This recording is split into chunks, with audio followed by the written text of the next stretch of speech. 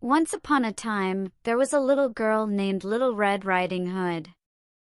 She lived with her mother in a small village near the forest. One day, Little Red Riding Hood's mother asked her to take a basket of goodies to her sick grandmother, who lived on the other side of the forest.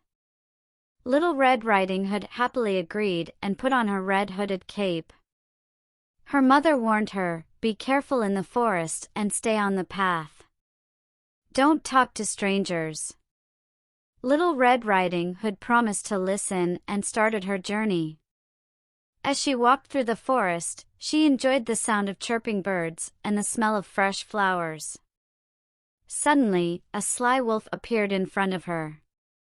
"Hello, little girl," the wolf said with a wicked smile. Little Red Riding Hood felt a little scared but remembered her mother's warning. She politely greeted the wolf and quickly continued on her way. The wolf, however, had an evil plan. The cunning wolf ran ahead and arrived at the grandmother's house before Little Red Riding Hood. He knocked on the door, pretending to be the girl. "Come in, my dear," the grandmother called. The wolf entered the house and quickly swallowed the grandmother whole. Then, he put on her clothes and got into her bed, waiting for Little Red Riding Hood. When Little Red Riding Hood reached her grandmother's house, she was surprised to see the door already open. She entered cautiously and approached the bed.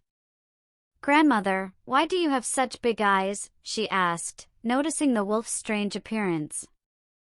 The wolf, pretending to be the grandmother, replied, "The better to see you with, my dear." Little Red Riding Hood felt something was not right but couldn't figure out what it was.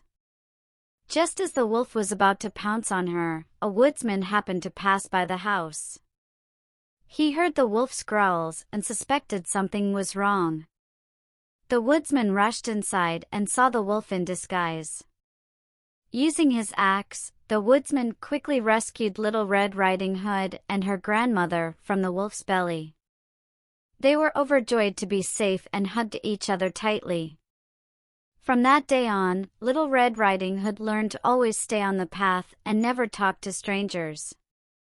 She understood the importance of listening to her mother's advice and being cautious in the forest. And they all lived happily ever after.